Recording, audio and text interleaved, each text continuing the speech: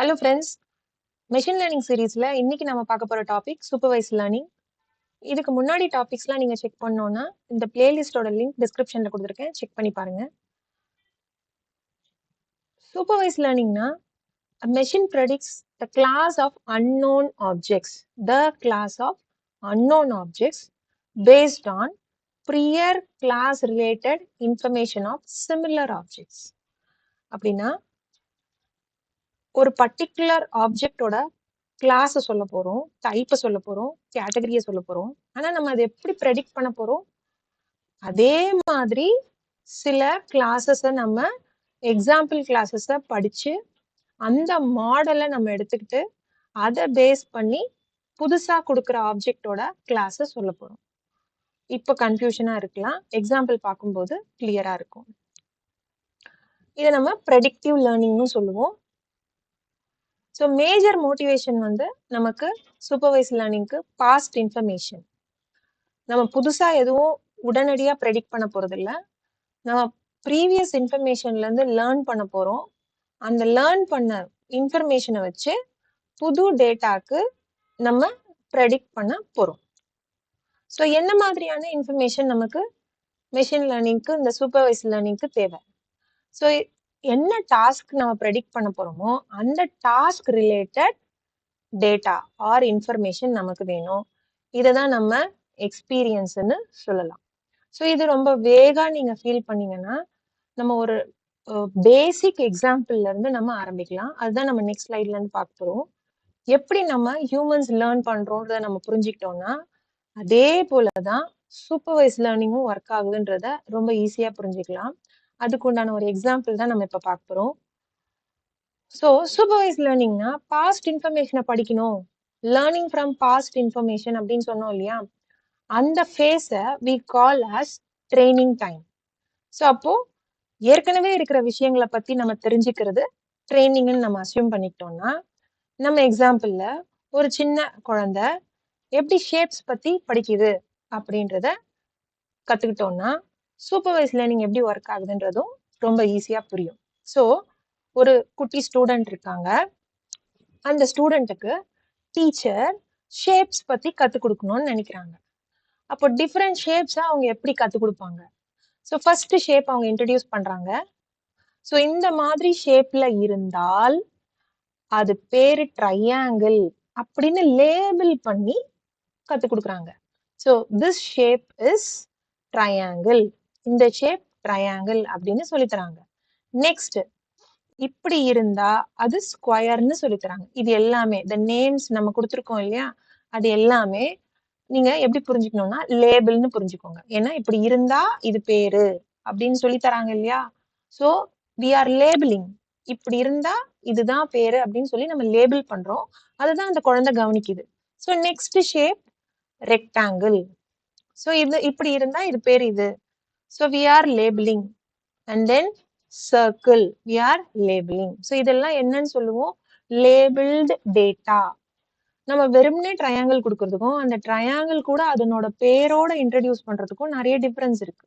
So எப்படி அந்த குழந்தைய ட்ரெயின் பண்றாங்க? the student will observe the shape as well as the label. அந்த நேம் லேபிளையும் அப்சர்வ் பண்ணும், அது ஒரு மாடலை மேப் பண்ணும்.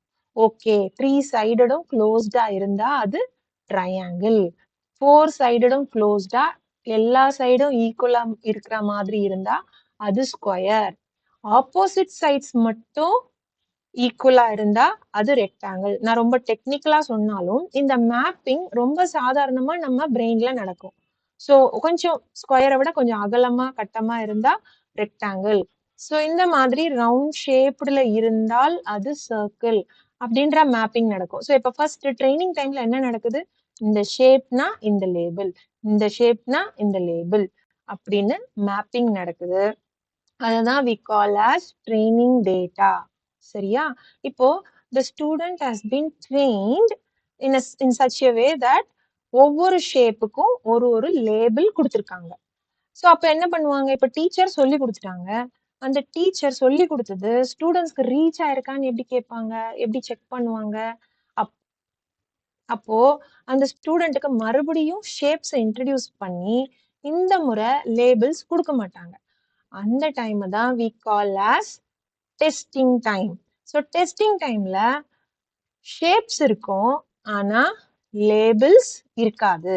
So we call this as unlabeled data. இதுதான் டெஸ்டிங் டேட்டா வித்தவுட் லேபிள். புரியுதுங்களா? இப்போ ட்ரெயின் பண்ணும்போது எப்படி கொடுத்தாங்க? லேபிள்ஸோட கொடுத்தாங்க. இப்போ அந்த குழந்தை புரிஞ்சுக்கிட்டா இல்லையா அப்படின்றத நம்ம செக் பண்ணோம்னா we have to give the unlabeled data and test. Now the student has to respond.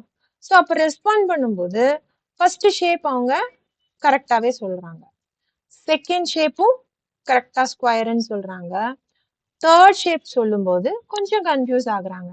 So இது வந்து நம்ம எப்பவுமே ட்ரைனிங் கொடுத்துட்டா 100% அவங்க எல்லாமே லேர்ன் பண்ணியிருப்பாங்க, எல்லாமே கரெக்டாக தான் புரிஞ்சிட்டு இருப்பாங்கன்னு நம்ம கேரண்டி சொல்ல முடியாது.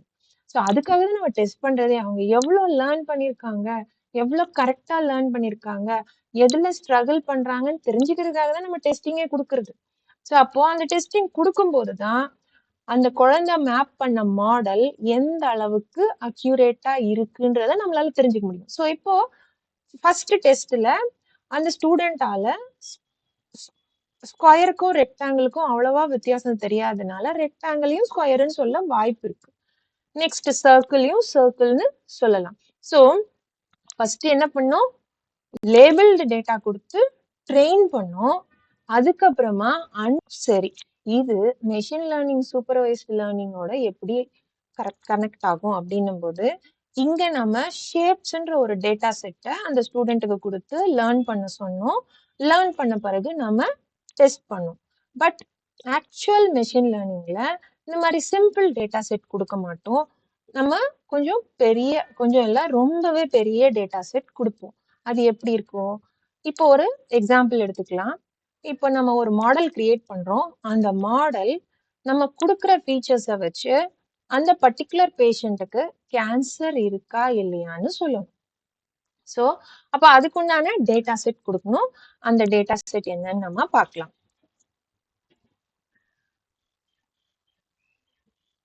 Consider this data set. இந்த டேட்டா செட் பேரு கேன்சர் டேட்டா. இதுல வந்து 32 ஃபீச்சர்ஸ் இருக்கு, 32 காலம்ஸ்.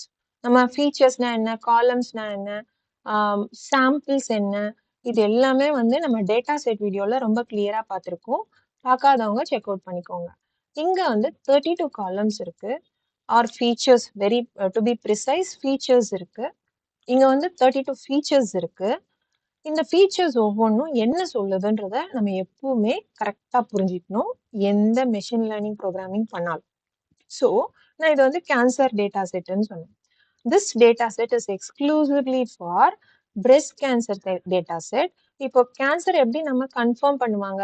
பயாப்சி பண்ணுவாங்க. அந்த செல் டிஷ்யூஸ் எடுத்து அந்த டிஷ்யூஸை பயாப்சி பண்ணும்போது ஒவ்வொரு செல் பத்தின டீட்டெயில்ஸை அவங்க ஸ்டோர் பண்ணியிருக்காங்க. அந்த செல்ல நியூக்ளியஸ்னு இருக்கும். அந்த நியூக்ளியஸோட டைமென்ஷன்ஸ் தான் இது எல்லாமே. ஸோ அந்த செல் நியூக்ளியஸோட radius, texture, perimeter, area, smoothness, compactness, concavity, இந்த மாதிரி அந்த நியூக்ளியஸோட 32 பேராமீட்டர்ஸோட டேட்டாவை தான் இந்த டேட்டா செட்ல கொடுத்துருக்காங்க. நீங்க பாருங்க, உங்களுக்கு ஜூம் பண்ணியிருக்கேன், அதனால மொத்த ஃபீச்சர்ஸும் உங்களால பார்க்க முடியாது.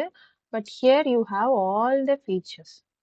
ஸோ இவ்வளோ ஃபீச்சர்ஸ் இந்தந்த டைமென்ஷன்ஸ் இந்தந்த வேல்யூஸ்ல இருந்தால் நமக்கு லேபிள் என்ன? இந்த 32 ஃபீச்சர்ஸ்ல 31 ஃபீச்சர்ஸ் எல்லாமே இன்புட் ஃபீச்சர்ஸ். இந்த டயக்னோசிஸ்னு இருக்கு இல்லையா, இந்த டயக்னோசிஸ் மட்டும்தான் லேபிள். இந்த நியூக்ளியஸ் இந்த மாதிரி எல்லாம் இருந்தா அதுல மெலிக்னண்டா, எம் ஸ்டாண்ட்ஸ் ஃபார் மெலிக்னன்ட். மெலிக்னன்சினா அது கேன்சரா இருக்கிற வாய்ப்புகள் அதிகம், கேன்சரா இருக்கு. எம்க்கு பதிலா இங்க பீன்னு இருக்கு இல்லையா, பீன் இருந்தா பினைன், அது கேன்சரஸ் இல்ல அப்படின்னு அர்த்தம். ஸோ நமக்கு நீங்க வந்து இந்த டெஃபினிஷன் நம்ம இங்க டெஃபினிஷன் படிச்சோம். ஒரு கிளாஸ் நம்ம இங்க டெஃபினிஷன் படிச்சோம். ஒரு கிளாஸ் ப்ரெடிக்ட் பண்ணணும் based on the prior class related data அப்படின்னு சொன்னோம். அந்த ப்ரியர் கிளாஸ் ரிலேட்டட் டேட்டா தான் இந்த டேட்டா செட்.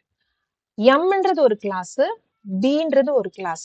எம்ன்றது கிளாஸ் எப்பெல்லாம் வரலான்றதுக்கு இந்த மாதிரியான இன்புட்ஸ். ரேடியஸ் இப்படி இருந்தா, டெக்ஸ்சர் இப்படி இருந்தா, பெரிமீட்டர் இப்படி இருந்தா, காம்பாக்ட்னஸ் இப்படி இருந்தா அப்படின்னு எப்பெல்லாம் ஒரு நியூக்ளியஸ் மெலிக்னண்டா இருக்கும், அந்த நியூக்ளியஸோட டைமென்ஷன்ஸ் இப்படிலாம் இருக்கும்போது அது மெலிக்னண்டா இருக்கும். இந்த மாதிரி வேல்யூஸ் இருக்கும்போது அது பினைனா இருக்கும் அப்படின்ற கிளாஸ் ரிலேட்டட் இன்ஃபர்மேஷனை டேட்டா செட்டா இங்க கொடுத்துருக்காங்க. இங்க எத்தனை கிளாஸ் இருக்கு நமக்கு? Only malignant or benign. இப்போ இந்த கிளாஸ் ரிலேட்டட் டேட்டாவை உங்க machine learning algorithm is going to learn. இதுதான் பாஸ்ட் இன்ஃபர்மேஷன். இதை பார்த்து அது லேர்ன் பண்ண போது, லேர்ன் பண்ணி மேப் பண்ணி மாடலா ஆக்க போகுது. அந்த மாடலை தான் நம்ம டெஸ்ட் பண்ண போறோம். இது எப்படி நம்ம எக்ஸாம்பிளோட இது பண்ணலாம்? நம்மளோட ஸ்டூடெண்ட்டுக்கு பாஸ்ட் இன்ஃபர்மேஷன் என்ன? Shapes with labels. அதை வச்சு அவங்க கத்துக்கிறாங்க. அதை கத்துக்கிட்ட போது அவங்க பிரெயின்ல ஒரு மேப்பிங் நடந்து ஒரு மாடலா கிரியேட் பண்ணி இருக்காங்க. அவங்களோட லேர்னிங் எக்ஸ்பீரியன்ஸ் தான் அந்த மாடல். ஸோ ஒன்ஸ் இந்த மாடல் கிரியேட் ஆயிட்ட பிறகு